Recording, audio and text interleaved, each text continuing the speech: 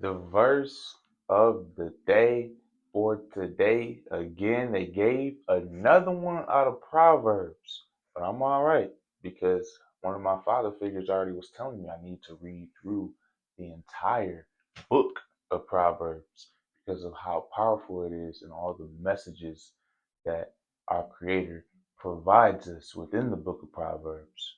But without further ado, Proverbs 10:21. The lips of the uncompromisingly righteous feed and guide many, but fools die for want of understanding and heart. So the main things just in reading that scripture was just my understanding. I'm learning each and every day, right? But I look at it as just I'm just normal. I'm an understander. I absorb the word. Uh, I don't look at myself as I'm just one of those master guru. Just I'm the ultimate preacher guy. I like to relate. I'm another man. I'm another person just like you. I read these words. I try to understand them the best that I can. And that's what anybody can do with more knowledge or less. They're still just trying to understand. And we all, if we're doing it correctly, in my humble opinion, is we have to be channeling God. We have to be speaking with God. Okay, God, what is it that you're really saying here? Like I'm reading these words, but what is it? What does this really mean? And even then, there's so many meanings within the word. I don't want to go down the rabbit hole of how many times it's been translated, things of that nature.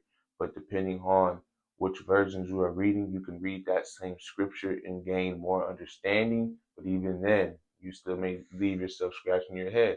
And like I mentioned and said in the other video, the last video specifically, we're not going to know all things. We're not all knowing. There's only one all knowing. We're not going to have the answers and the reasons to why for everything. So, in this, like I said, I know what being a fool is. I know what dying is. I know about your heart. And when it comes to heart, I know that God cares a lot about our hearts. But the part that left, in the first part of the scripture, obviously, that's basically like, what you say, your lips, and or what you do. You follow God, you do the right things, you have things in line continuously, uncompromisingly, like without any nothing is going to stop you from doing what you know is right and saying with your lips what you know is right. God is going to take you and guide you. He guides all of us, trying to if we allow him to. That's what that part was like. It seems self-explanatory, at least just the basic surface meaning.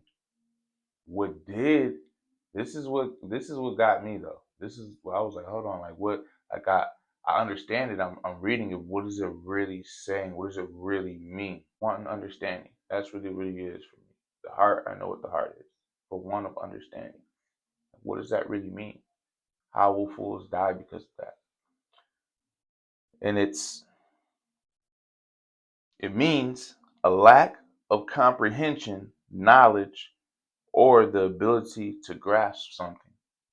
And that definition almost sounds like the definition of something else. Like you sound like you may be a little slow, but I'm not gonna go down there. But you don't want to die for that. You don't want to be a fool, obviously.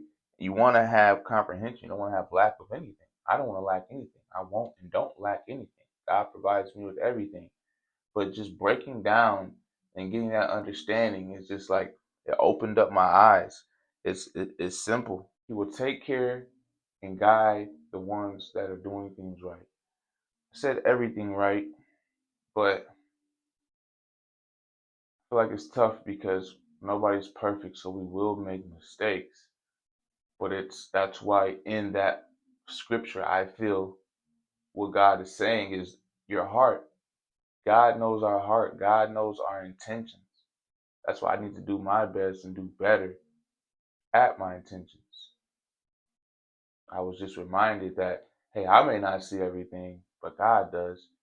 And people say it often, or maybe not enough. God's always there, God's always watching, but we still do, or people still do the things that we do. Or we, I can say we, I'm included. right here, right there with you. In the sense of I'm not perfect. I sin, we all do. But some of the sins, the same ones, just things that you just wouldn't do. My heart's telling me to tell you like in public or like on camera because that's a lot of the times where we get the rubber meets the road.